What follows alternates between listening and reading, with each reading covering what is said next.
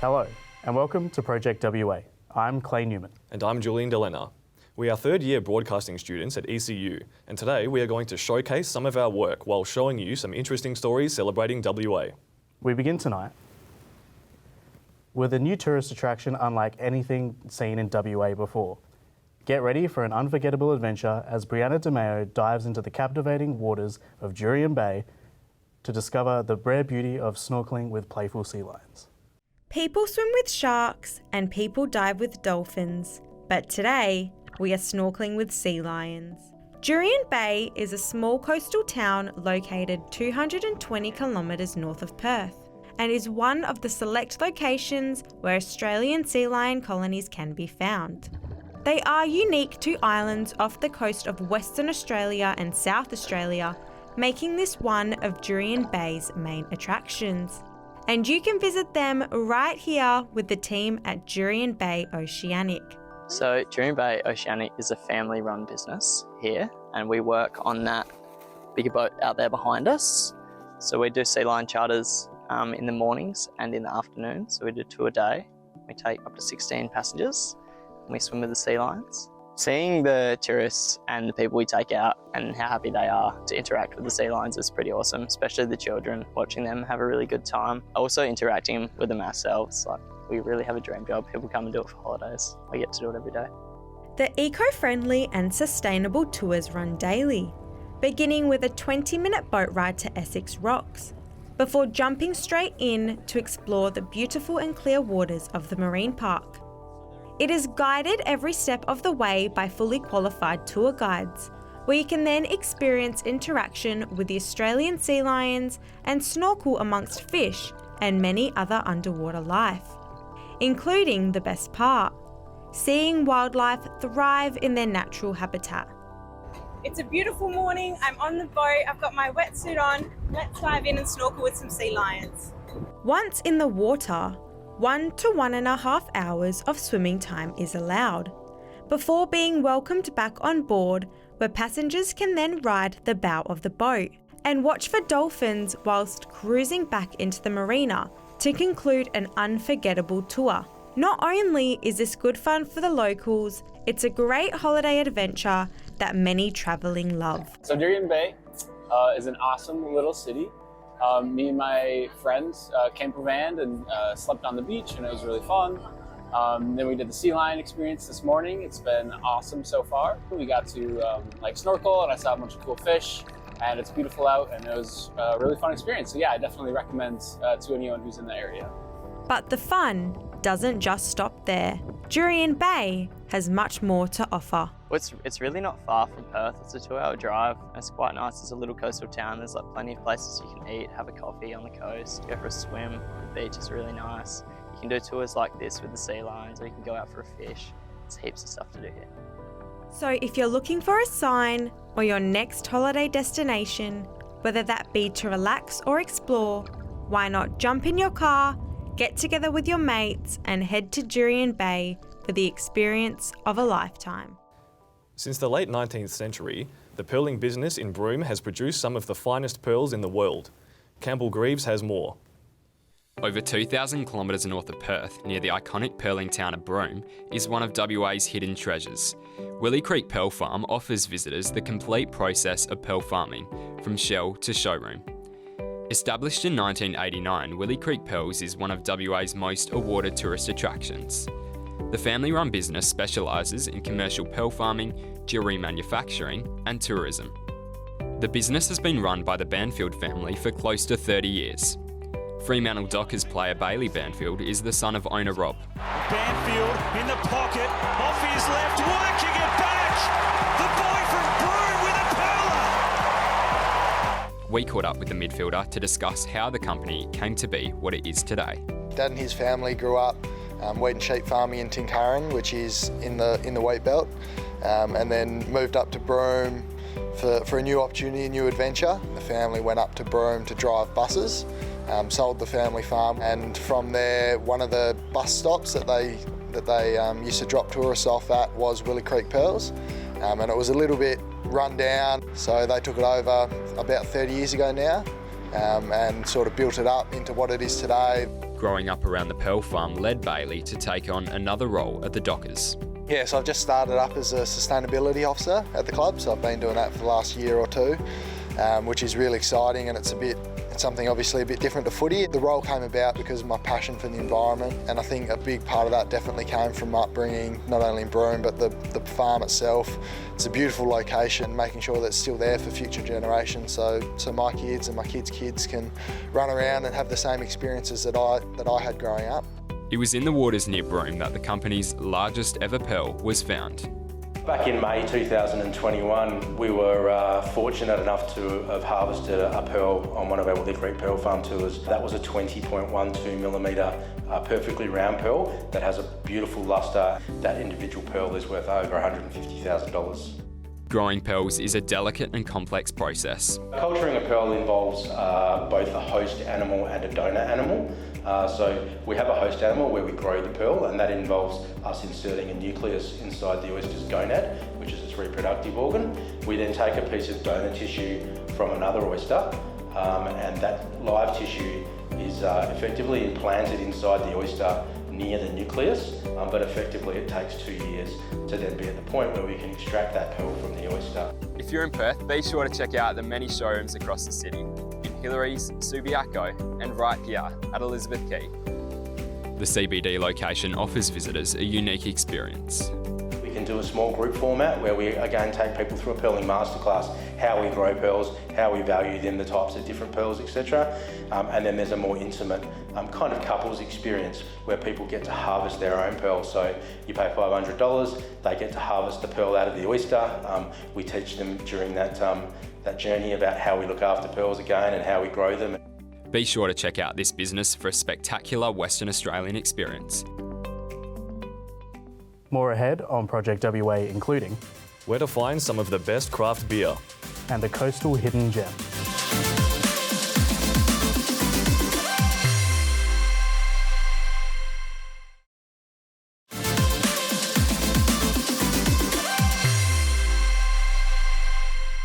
Welcome back to Project WA.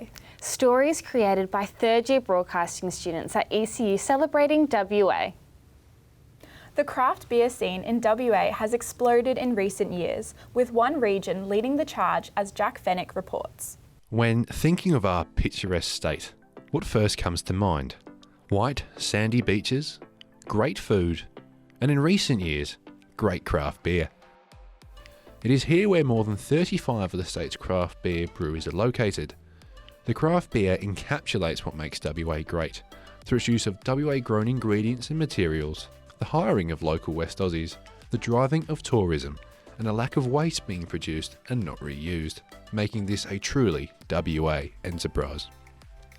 What comes before the craft beer? Trey G owns Carrydale Hop Farm and Cottages, and has been growing hops for the craft beer scene for the past 7 years. Carrydale Hop Farm has been here since 2016. We planted our first hops in probably say about July that first year, got the rhizomes in the ground, and within the first 12 months we were selling our first hops to both Gage Roads and the beer farm. Hops are a core ingredient in beer, one of the main 4 core ingredients, where hops added to beer create balance. That balance between the malt sweetness and the bitterness of hops. The harmony together is that beautiful expressions. Brewers focus more on the subtle aromas and flavors that are expressed out of modern hops. It's the fresh produce, like these hops here, that make the craft beer down south so good and so great. And that's why down south, the southwest region of WA is the craft beer capital of our great state. A popular destination for the craft beer lovers of the state is Rocky Ridge Brewing Co., being most well known for their experimentation and one-off brews, where co-owner Mel Holland explains. Yeah, Rocky Ridge Brewing Company was established in 2017 on our family farm in Jindong. So we're all about keeping that farming agricultural aspect, being as light on the environment as we can be and producing the best beers possible. So we now work really, really closely with our neighbouring farmers and try and get everything as close to home as we possibly can. And just trying to use a lot of those connections that you have in your local area. We have some of the best produce, so why not use that to the best of our ability and bounce off those other producers. A short stone's throw across the road from Rocky Ridge is one of the newest and most impressive breweries in the state, Shelter Brewing Co. A small production brew pub to the Busselton foreshore, right here on the water's edge at the jetty in our hometown, just to kind of bring something back to our local community. We pull in brewers from everywhere. We pull in raw materials from like our local area here, a little bit further afield and further away again from the East Coast. I guess the brewing industry is definitely about community, and we're finding more and more that the local breweries are becoming hubs for the community to come socialise, enjoy their time, as well as tourists. Next up, these Perth kids are using their circus skills to bring history back to life. Lara Kemp reports. Tiny clowns, a seesaw to the sky. Your playground favourites made magical by the stars of Circus WA. Tucked away in the heart of historic Fremantle, the WA Circus is still in town, offering after-school classes in a range of circus skills, a safe haven for the performing community, and the chance to highlight their heritage with hair-raising stunts.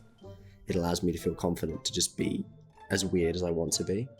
There's a really good community, and there's always a spot for everyone. It warms your heart, really. People will get incredibly strong and fit, and they'll be able to do amazing things. There's so many limitations that you place on yourself. Circus has really taught me that there isn't a right way, and they've given me a space and taught me skills in order to do that. You just always feel happy. There's always someone there trying to uplift the mood. If I'm having a bad day, I'll go to circus and everyone's there and everyone's all happy and it's just fun.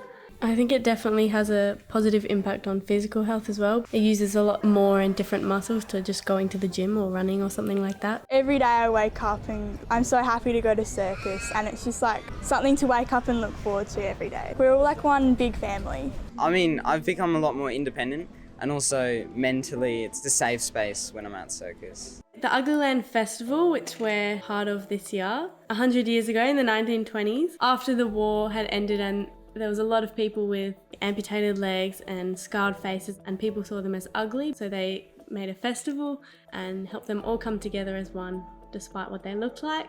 And they came up with fundraising events, and they would then give this money to the families and widows impacted by the war. It just became a really big, fun festival that everyone was allowed into. It didn't matter your colour, sexuality, whatever. Everyone could come, everyone had fun.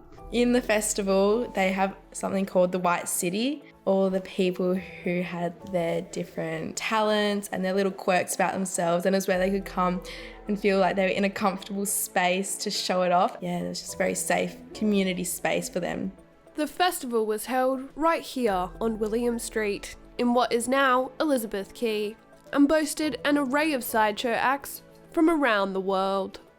The money raised here was used for many projects, from helping local charities to providing new X-ray machines for the Royal Perth Hospital. It drew repeated petitions by the Mothers' Union for facilitating gambling, immodest dancing on its open-air dance floor, and the mixing of races. The anti-gambling front eventually did win against the Ugly Man's Union, paving the way for the Lotteries Control Bill of 1932 and the creation of Lottery West. I definitely think we should learn about it. The races mixing and how they were segregated and all that. Like, we don't learn about these kind of things in school. We only learn about the big events, but knowing about these small ones which are like local, you really can connect a bit more with the stories.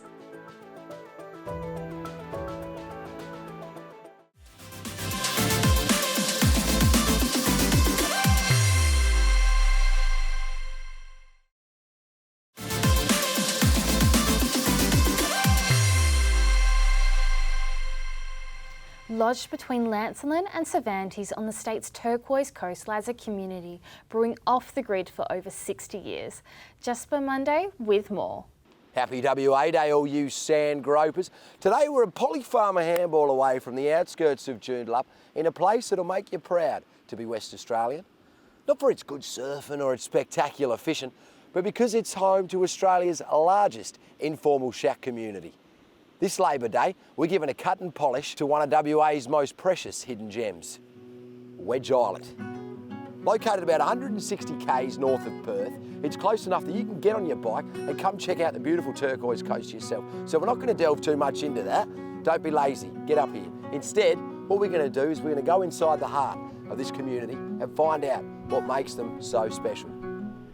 So what are we waiting for? Let's go meet them. Any excuse to get to Wedge. It's called Wedge time, so any time of the year is a good time of the year to be up at Wedge. Welcoming, warm, there's nothing quite like it. It's a great place, mate. You don't find any better. Yeah, hi, I'm Moya Carrick. My name's Rebecca. My name's Les Wiley. Been here approximately 50 years.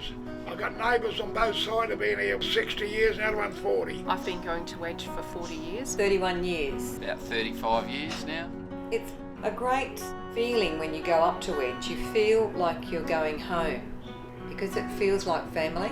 We've made some lifelong friendships. Both of my sisters and I met our husbands at Wedge. The best memory I've got up here is meeting my partner Tanya many years ago. Kids go from shack to shack, and whoever's shack they're at lunchtime, they get fed there. Enjoying Wedge, just the same as we did when we were kids. Our grandkids have loved it. Now we've got great grannies, and we think that's fantastic, that they all want to keep coming back to Wedge. When local fishermen built the first shack in the 1930s, the only means of access were a couple of dirt tracks from Lancelin, or, if you were lucky, a wonder run up the beach when the tide was right. That remained the only way in until they built Indian Ocean Drive in 2010. It has no doubt brought some good to Wedge, but that initial isolation was what helped knit this community into the warm beanie that it is today. Back in the day, we were out in the middle of the bush. There was no roads to where we were. Whatever you'd forgotten, too bad. There was no licences. We were just shack owners on a Crown Reserve. So and it was just an old dirt track from Lancelin and across the sand dunes to get up to Wedge back in those days. You wouldn't have a better experience than at night time driving on that track. Everybody who's been on that track will tell you. I think it took us about 3 hours from Lancelin, I think, to find our way. It was very secluded back in the day, and it was very unknown, but once the road went through, people found what we love, what we've grown to love. Isolation initially, really quite incredible, because it made us what we are today. Very tight-knit community. The beating heart of this community pulses in rib cages made of tin, around about 300 of them. Wedge is an escape from the talking coffee machines and the V6 e-scooters that seem to run riot in the city. And it is in these self-sustainable tin shacks that friendships have been forged to the tune of a diesel generator. It's a beautiful lifestyle, great for the kids to grow up and enjoy everything that's to do about sustainable living at Wedge Island. My dad built the shack when I was about 6 years old. Was best mates with the guys that built the shack from kindergarten, primary school, and they all just helped each other build their shacks. You're off the grid. Not everybody wants a big high-rise resort holiday. They want to feel the ground beneath their feet sort of thing, and had a real holiday, real back to basics kind of holiday, you know. Lighting the chip heater. I like it. I'll never change it unless it falls apart. You know, people use 5-star hotels. This is 5-star for us. All we need is friendship, great mates, and good company. You learn everything up here, how to live and how to knock around with people. It's the neighbours that make you stay here a great thing, mate. But fear not, my friend.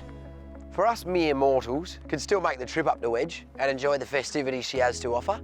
And believe me when I tell you, the community here will welcome you with open arms and a cold beer. Wedge is, however, under constant threat. And to find out more, you can visit the website below. But until then, for some free brownie points, you can buy yourself some merch and get yourself one of these stickers, slap it on the back of your vessel, and you can do your bit in helping save this thick, wonderful wedge of West Australian heaven. Coming up on Project WA, a look at the history of WA Day footy.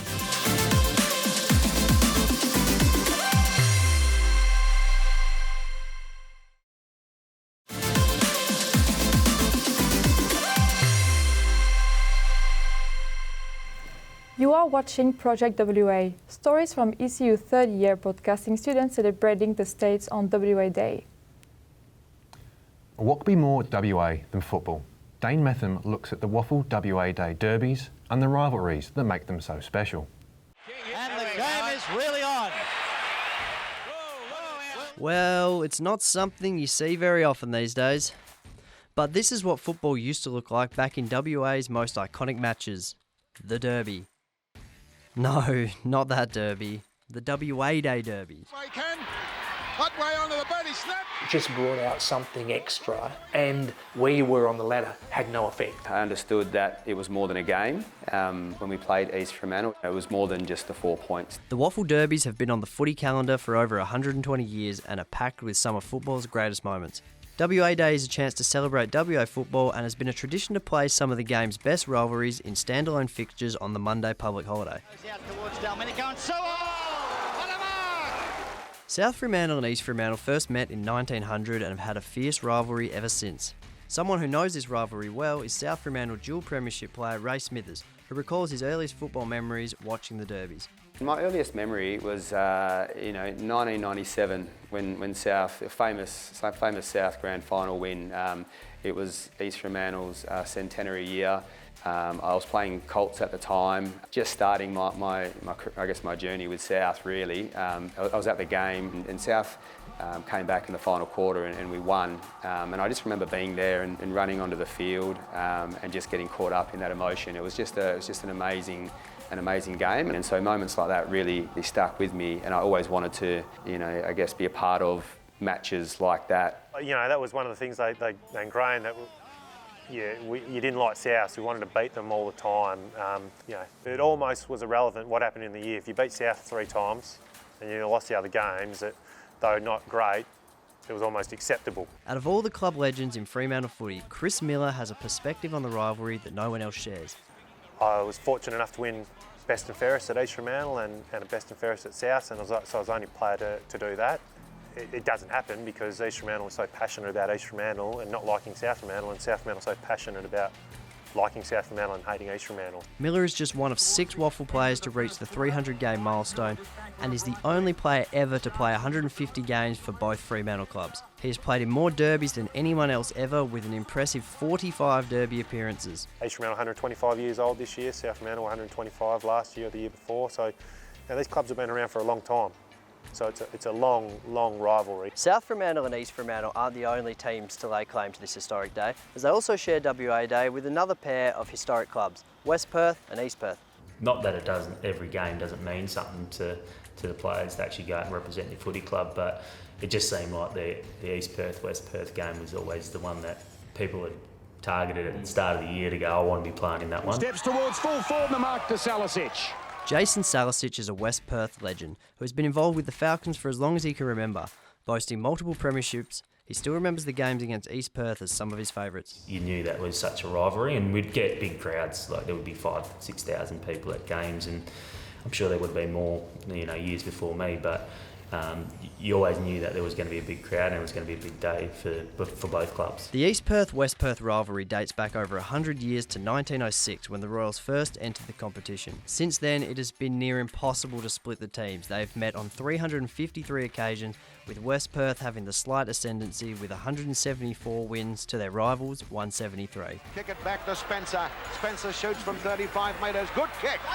It's a goal. Peter Spencer is a famous name at East Perth. He featured in over 20 derbies and is regarded as one of the club's best ever players. He knows better than anybody how important these matches are. If there was one team we wanted to beat each year, was West Perth. And I have no doubt that it was the same for West Perth, but beating East Perth. The brutality of these games is a feature, and the intensity always seemed to lift up a notch when the two sides met. When I got the ball, there was so little time to be able to get steady. It was just a case of bang it on your boot. I thought, gosh, this game, it's that much quicker. Well, it was quicker because of that fierce rivalry, and I couldn't get properly balanced to kick what I should have. I thought, gee whiz, I missed that, but no time. But however strong the competition, the players still very much understand that the community and the celebration of WA is at the forefront of the occasion. You want your team to win, and you're annoyed if they don't. But at the end of the day, it's just about getting down there and celebrating WA footy. It's clear that on WA Day, the Derby means so much more than just the 4 points. That's all we have time for today. We hope you have enjoyed the stories from our third year broadcasting students at ECU. A big thank you to Channel 7 and ECU for allowing us to showcase our work. We hope to see you again soon.